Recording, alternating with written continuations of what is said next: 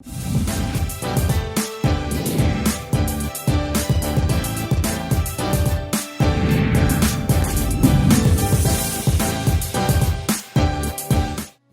Once again welcome back. Ma'am please बताइए आज हम क्या कर रहे हैं। अच्छा, सबसे पहले हम मॉइस्चराइज़र बनाएंगे और ये एक्सट्रीम ड्राई स्किन के लिए। अच्छा, ड्राई स्किन नहीं भी हो तो जिनकी भी रिंकल्स आ रही हैं, इसलिए कि इसमें आपको ऑयल वाली चिकनाहट महसूस नहीं होगी, क्योंकि हमने इसमें लिया है जोजोबा ऑयल।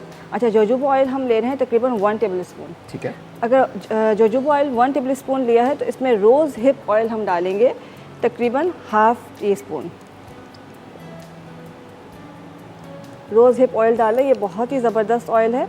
और साथ में जो है हम नेरोली ऑयल डालेंगे और ये डालेंगे तकरीबन 4 to 5 ड्रॉप्स, ज़्यादा नहीं। ओके। इसको बहुत ज़्यादा नहीं डालना है। ये आपका ऑयल तैयार हो गया है। इसको जो है आप इसकी स्मेल कर सकते हैं। इसको आपने रेगुलर लगाना है, आप नहाने के बाद पूरी बॉडी पे भी लगा सकते हैं। रियली नाइस, रियली नाइस, बहुत अच्छा। ये स्टिकी फील होगा, आप लगाएंगे तो एब्जॉर्ब हो जाएगा और आपको बिल्कुल चिकनाहट महसूस नहीं होगी।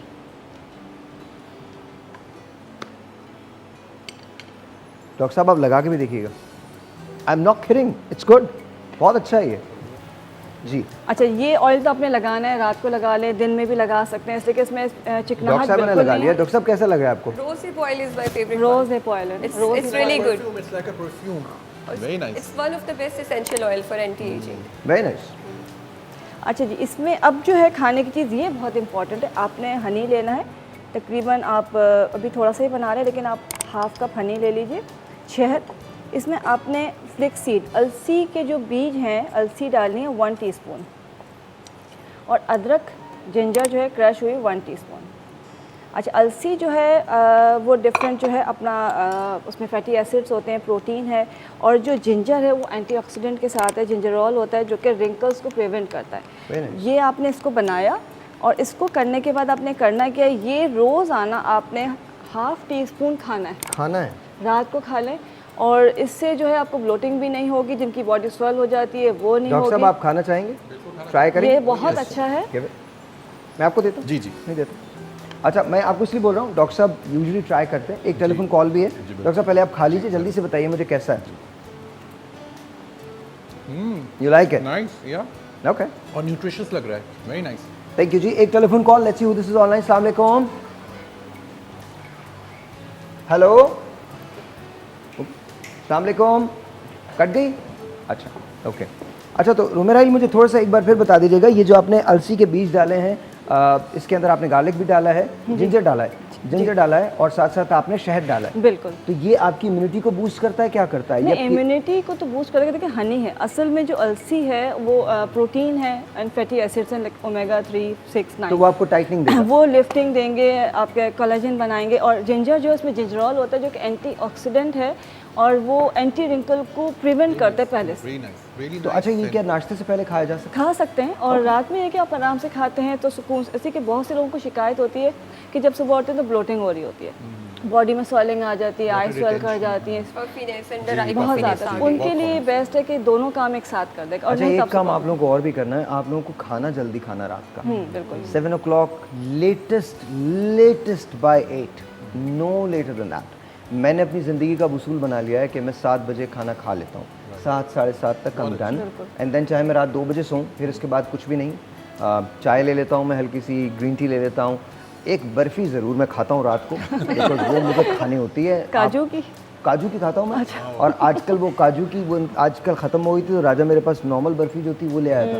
नॉर्मल बर्फ़ी नहीं, कलाकंद पता नहीं क्या कुछ चीज़ है ऐसी ना, वाइट कलर की चीज़ है, तो वो मुझे राजा दे देता है रात को, तो मैं वो ज़रूर खाता हूँ। इसके अलावा कुछ नहीं। आगे वैसे शुगर फ्री कलाकंद भी मिल रही है। नहीं, मैं शुगर फ्री नहीं, मैं बिलीव ही नहीं करता भाई। देखिए जी, मैं नहीं बिलीव करता। मुझे लगता है कि आपको मैं डाइट कर नहीं सकता, मुझे अच्छा लगता है खाना। आप एक्सरसाइज करते होंगे? Oh yes, of course I do. साथ पूरा साथ दिन मैं भागना दौड़ना काम ही काम है। मैं कुछ और भी लेता हूँ। मैं आपको बताया, मैं गोल्ड कैप्स लेता हूँ, तो मैं खुद अपनी वो, और मैं सब ऑर्गेनिक करता हूँ, हर चीज़। मैं खिलाफ नहीं हूँ बोटॉक्सिस के, मैं बिल्कुल ऐसा मत समझिएगा। नहीं, देखिए, आप अगर अर्ली एजेस में आप थोड़े ऑर्गेनिक लाइफस्टाइल में रहते हैं, यू कैन प्रिवेंट एजिंग। आप अपने पोस्टपोन कर सकते हैं एजिंग को। Of course. अच्छा, मुझे ऐसे लगता है कि कभी कभी हम थोड़े से ना अपनी सेहत की तरफ से बहुत लापरवाह हो जाते हैं। बिल्कुल। आपको मैं एक मिसाल देता हूँ, मैं अपनी नहीं तमाम ब्रांड्स की बात करता हूँ। हम विटामिन्स नहीं लेते हैं, क्यों नहीं लेते? वाई? क्योंकि हमारा इनटेक है ही नहीं, फ्रूट्स का भी इनटेक नहीं है, सब्जियों का भी इनटेक नहीं है। हम जो हमारे यहाँ खाने पकते हैं बिल्कुल वो सब कुछ ख़त्म करके पकाए जाते हैं, मतलब उसमें कोई वो नहीं होता। तो आई थिंक प्लीज़ थोड़ा सा अपने लिए ख्याल कीजिए। अच्छा, रिंकल्स की हम बात कर रहे थे, क्या रिंकल्स की वजह से क्या रिंकल्स को रिवर्स किया जा सकता है? ये बड़ा इंपॉर्टेंट क्वेश्चन। बिल्कुल किया जा सकता है with the modern cosmetic medicine. Yes, we can do it. There are 2 types of procedures. एक तो हम फिजियोलॉजिकली स्टिमुलेशन करते हैं, फिजियोलॉजिकली जिसी तरह सीरम्स, कॉन्कॉक्शंस। अगर कोलेजन ख़त्म हो जाए तो क्या कोलेजन दोबारा बनता है? बिल्कुल बन सकता है। ओके जी, हम अपनी सेल्स को प्रोग्राम करते हैं टू इनिशिएट नियो कोलेजेनेसिस, मतलब नया कोलेजन ताकि वो बनाए। अब वो किस तरह से कर सकते हैं, उसमें मैकेनिकल एक्सफोलिएशन के ज़रिए भी आप कर सकते हैं।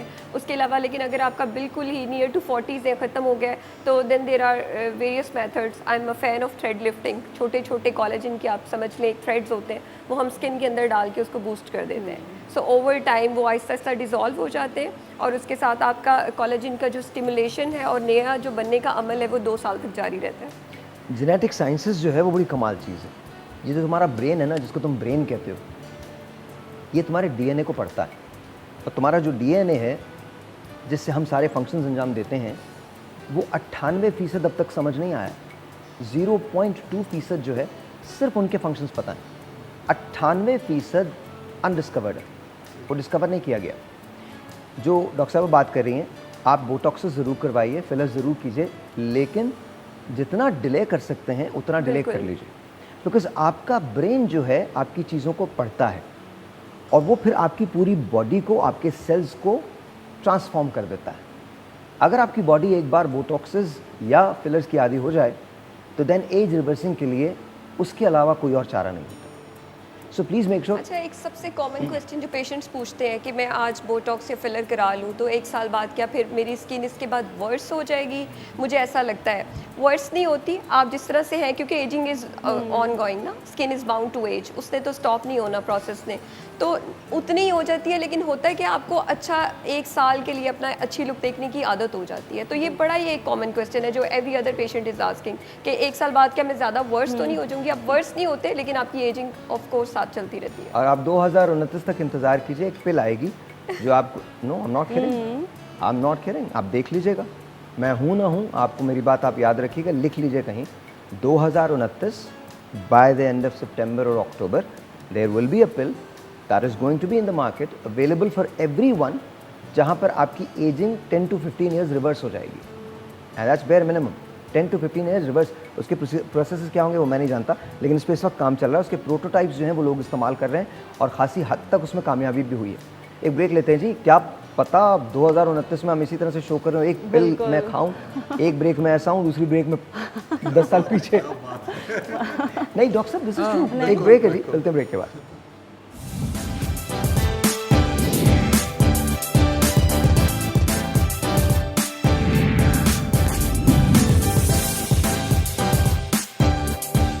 जी अस्सलाम वालेकुम, once again welcome back. Sir क्या कर रहे हैं सर, आप बताएं ना। आज मैं आपको एक रेमेडी बता रहा हूँ, लेकिन थोड़ा सा से पहले बता दूँ आपको कि सदा जवान रहने के टिप्स क्या हैं। ये बहुत आसान है और हर कोई यूज़ कर सकता है और उसको इस्तेमाल कर सकता है। सन ब्लॉक का इस्तेमाल करना ज़रूरी है, सिगरेट बिल्कुल नहीं। यहाँ सर रुक जाए जी सर। जी जी, यहाँ पर आगे पूरा लिखिए सिगरेट नोशी तर्क कर दें। ऐसा ना आप सिगरेट तर्क करें और नोशी कायम रहे। नोशी का तर्क करना बहुत ज़रूरी है। लेकिन मेरे ख्याल से सिगरेट तर्क कर दें, नो नोशी नो को रहने दें। नो नो, नोशी इज गॉन, कंप्लीटली गॉन। नोशी शुड बी गॉन। जी, वज़न कम रखें, फल और सब्जियों का ज़्यादा इस्तेमाल करें, पानी ज़्यादा पीजिए, नींद सही वक्त पर। ये एक ऐसा पॉइंट है जो मैं ज़रूर इस पर एम्फेसाइज करता हूँ। सर्कैडियन रिदम होता है हम इंसानों, हम सब के अंदर, कि हमें जल्दी सोना है, जल्दी उठना है। कम से कम 6 to 8 आवर्स की साउंड स्लीप लेनी है जिसमें ख्वाब ना आए तो अच्छा है। साथ साथ मछली, अखरोट, बादाम, नींबू और खोपरा, ये आपकी स्किन के लिए, आपकी जवानी के लिए, आपकी एंटी एजिंग के लिए बहुत अच्छा होता है। और सलाद का इस्तेमाल करें। ब्रैकेट में एक और चीज़ डालें, जी। मछली, अखरोट, बादाम, लीमू, खोपरा ब्रैकेट में डालिए, चाहे मांग के खाना पड़े खाएं ज़रूर, बिकॉज खरीद के तो खा नहीं सकते आप आजकल, मतलब मांग ही खा सकते हैं। आपने मछली लिखी, अखरोट लिखा, बादाम लिखा, महंगी चीज़ें लिख दी मैंने। लीमू सिर्फ आप खा सकते हैं। चलिए लींबू भी अच्छा होता है एंटी एजिंग के लिए। लींबू के आप जूस पी सकते हैं और वर्जिश ज़रूर करें, ठीक है। तो साहिर, आज मैं एक स्किन टाइटनिंग क्रीम बना के दे रहा हूँ आपको, लेकिन ऑफकोर्स उसको बनाने से पहले बताऊँगा पैच टेस्टिंग ज़रूर करें। अगर आपको एक ऐसी क्रीम दी जाए जिसमें सिर्फ 3 चीज़ें हों और वो आपकी स्किन टाइटनिंग में हेल्प करेंगी, तो आप चाहेंगे ट्राई करना, येस और नो? यस तो इसका नाम ही यस स्किन टाइटनिंग क्रीम है। It's very easy to remember. Y से है योगर्ट जो कि दही है 1 चमचा। ई से इवनिंग प्रिमरोज़, ये कैप्सूल्स आती हैं, ये आपको फार्मेसी से मिल जाएंगी। ये ट्रांसपेरेंट होती हैं, इसका फ्लूइड जो होता है वो बहुत अच्छा होता है एंटी एजिंग के लिए। ये आप इसमें मिक्स कर सकते हैं कम से कम 2। एंड स्मॉल स्पून ऑफ बेसन, ठीक है, स्मॉल स्पून ऑफ बेसन के 1 टीस्पून से भी छोटा स्पून आता है जो कि डेजर्ट स्पून कहते हैं या चमची भी जिसे कहते हैं, तो वो यूज़ कीजिएगा इसके लिए। तो यहाँ पे मैं आपको बना के दिखा देता हूँ। पहले तो पैच टेस्टिंग कर लीजिए, यहाँ पे लगा लीजिए और लगा के देखिए 10 से 15 मिनट में अगर लाली, खारिश या जलन हो तो फिर इस्तेमाल मत कीजिएगा, क्योंकि रिएक्शन आपको पता है एलोवेरा से भी आ सकता है। So it's better to be safe than to be sorry. तो मैं आपको ये बना के दिखाता हूँ। 1 टीस्पून आपने लिया योगर्ट जो कि दही है।